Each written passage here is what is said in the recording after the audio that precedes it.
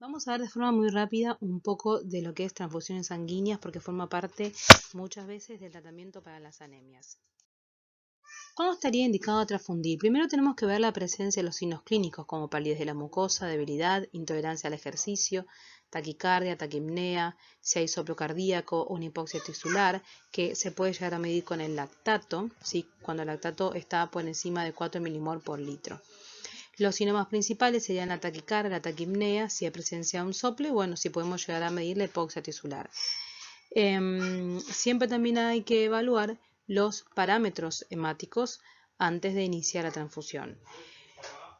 No es posible establecer un límite preciso en los que estaría indicado una transfusión, ya que cada individuo evoluciona de manera diferente. Por eso es necesario siempre establecer la etiología de la anemia y las características de cada paciente. ¿Cuáles son las características que tiene que tener un donante? Más o menos la habíamos mencionado. Tiene que ser más o menos un animal adulto joven en buen estado general de salud, con un plan de vacunación al día y desparasitaciones al día, que no haya recibido transfusiones anteriores y debe tener más o menos un peso mínimo para que se le pueda extraer un volumen sanguíneo significativo. En el perro dijimos mayor de 25 kilos y en el gato mayor de 4 kilos, más o menos un gato de 5 kilos. Tiene que estar libre de enfermedades transmitidas de vía hematógena, es decir, como por ejemplo la Ehrlichia, la leishmania y otras. En el caso de los gatos, tiene que estar libres de BIF y BILEF o toxoplasma. Y hay que hacer una mínima análisis de sangre recomendado previo a la extracción de sangre. Entonces podemos ver el hemograma completo de ese paciente, las proteínas plasmáticas y al menos un perfil renal, un perfil hepático y una medición de la glucemia. Los grupos sanguíneos en el perro son 8 grupos y se clasifican como DEA, que es Dog Erythrocyte Antigen, y en los felinos son 3 grupos sanguíneos que se clasifican en AB y AB.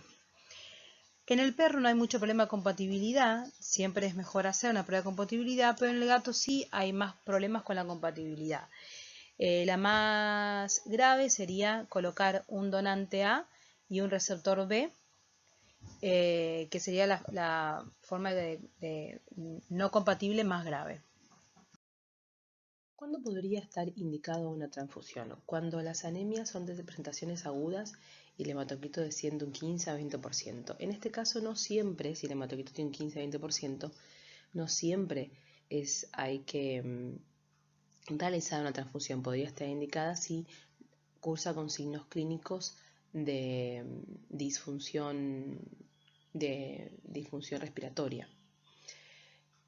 Cuando las anemias son de presentación crónica y el hematocrito ya desciende en un 12 a un 15%, acá tal vez sí podría estar un poquito más indicada la transfusión, porque cuando el hematocrito desciende por debajo del 12%, ya hay riesgo de fallo multiorgánico.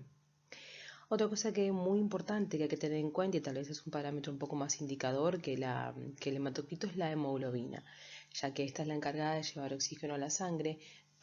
Si ella desciende, podría el paciente estar cursando con dificultad respiratoria. Y en este caso, cuando las hemoglobinas son menores a 7 miligramos por decilitro, estaría indicada la transfusión.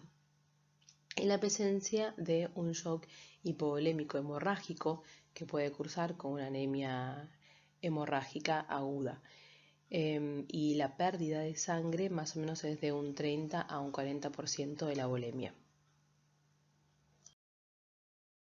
Esta tabla que nos habla de cuándo estarían indicadas las transfusiones está en la guía de trabajos prácticos, en la parte del anexo 2, donde están todas las tablas y figuras. Es más que nada para que ustedes puedan ver en qué otras patologías podría estar indicada la transfusión. En las anemias, como dijimos, en este caso en la tabla ya marca un hematocrito por debajo del 10%. Para mí siempre hay que asociarlo con los signos clínicos que presenta el paciente y con la hemoglobina.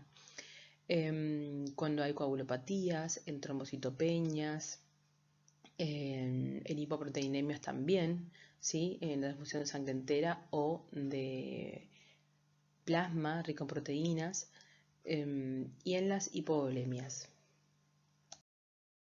Otra cosa muy importante a tener en cuenta a la hora de transfundir es la velocidad con que uno va a transfundir.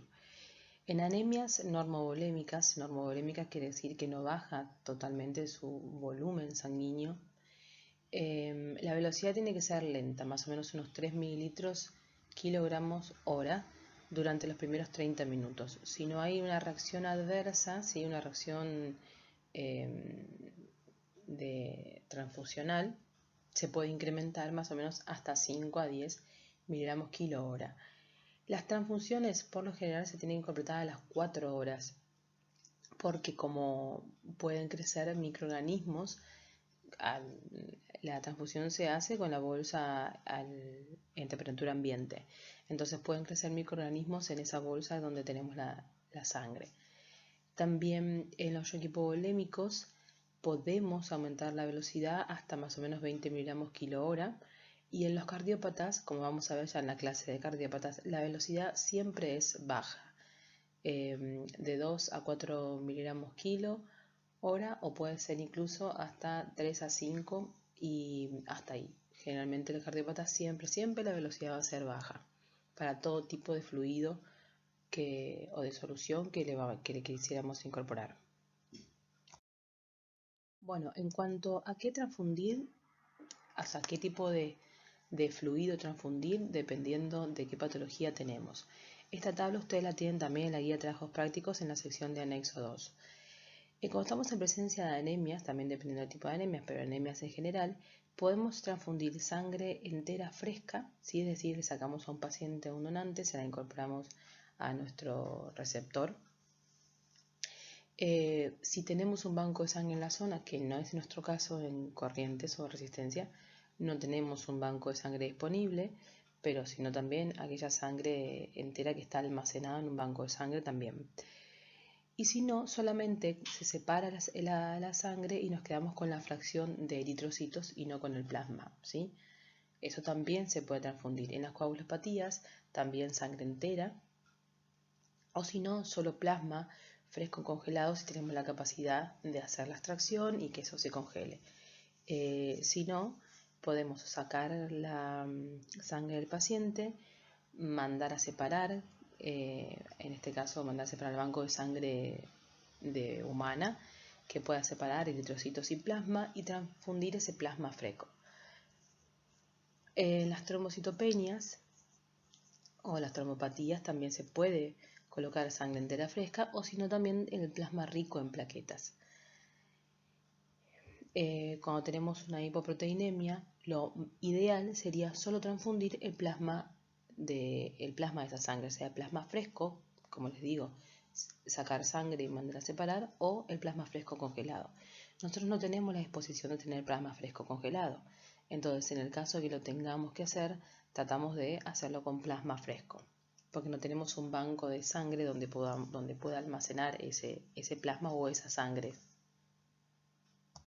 En el caso del equino, que se suelen hacer transfusiones de plasma rico en plaquetas o de plasma fresco, sobre todo en los casos de cólicos, sí es más fácil separar y conservar en el freezer ese plasma. En pequeños animales no es tan fácil, si yo lo separo y quiero congelar en un freezer común, se pierde, ¿no? O sea, por mucho tiempo no lo puedo conservar. ¿Cómo se hace la transfusión? El punto mejor para la extracción es la vena yugular, en el perro y en el gato. Se utilizan bolsas comerciales de humanos con un anticoagulante que es el CPDA, que es citrato fosfato dextrosadenina, que es un anticoagulante especial. No es el mismo que utilizamos para hacer cuando hacemos la extracción de sangre y queremos pedir un hemograma, que utilizamos el anticoagulante EDTA. La administración de la sangre se puede hacer por cualquier vena, ¿sí? También se puede hacer por la vena yugular o cefálica. Y en neonatos se puede administrar por vía intraósea. En el caso de que, supongamos, no encontramos no podemos hallar las venas porque tiene un colapso o lo que fuese, se puede aplicar como en última instancia la vía intraperitoneal. La sangre donada es importante que no se mezcle con ningún fluido que contenga calcio. No se puede mezclar con Ringer. Lo único que se puede mezclar es con solución fisiológica al 0,9% normal. En el perro, como habíamos visto ya, se puede extraer hasta 20 mililitros kilo de sangre más o menos cada 4 semanas de ese mismo paciente. En el gato la sangre también se puede extraer de la vena yugular. Lo que sucede en el gato, como el volumen sanguíneo que podamos llegar a extraer es mucho de menor volumen que en el perro, lo que por ahí no llegamos a llenar una bolsa de humano, entonces lo que se puede hacer es extraer de la vena yugular con una mariposa acoplada a una jeringa de 20 mililitros, que esta jeringa previamente se ha llenado de anticoagulante. Por lo general, el anticoagulante que se utiliza es citrato de sodio. La sangre que se extrae de esta manera se puede almacenar más o menos por 24 horas o un poquito más, si el anticoagulante el usado es el citrato. Si utilizamos heparina, no se puede almacenar más de 12 horas porque esta jeringa con la aguja es un circuito abierto, ¿sí? En el gato se puede extraer más o menos 10 mililitros de sangre cada 4 semanas de ese mismo dador. Se puede extraer 10 mililitros kilo de sangre cada 4 semanas, o si no 60 mililitros gato, es decir, total en ese gato. Bueno, y una vez transfundido nuestro paciente, tenemos que tener en cuenta las reacciones transfuncionales que pueden aparecer. Las reacciones transfuncionales pueden darse durante la transfusión, después de esas horas de transfundido o incluso años después de realizar la transfusión. Es menos frecuente que aparezcan años después de haber realizado la transfusión, pero hay que tenerlo en cuenta. Esta tablita también la tienen en la parte de anexos 2 de la guía. Lo más común que podemos encontrar es que el paciente haga una reacción hemolítica aguda, es decir, que produzca hemólisis de esos glóbulos rojos nuevos transfundidos, o que haga una reacción febril, como una reacción de alergia, sin necesidad de hacer hemólisis de los glóbulos rojos transfundidos, o urticaria. En ese caso se puede colocar corticoides, si no estamos seguros, ¿no?, de que vaya a ser una reacción transfusional o no, podemos colocar corticoides antes de la transfusión. En el perro, por lo general, se puede transfundir hasta 5 días de un mismo paciente o otros pacientes, y por lo general no va a haber problema de reacciones transfusionales.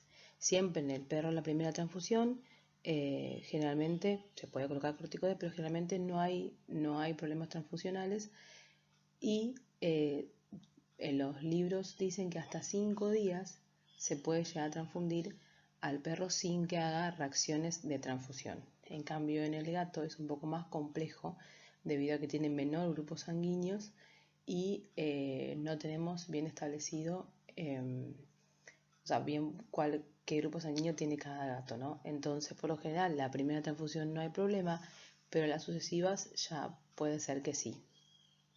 Otras causas otras reacciones que podemos encontrar por ahí más comunes es que haga una hemólisis tardía, ¿sí? Y lo que no debería pasar es que ese paciente transmita enfermedades como babesia, hemobartonela o micoplasma, o algunas enfermedades infecciosas en el caso del gato.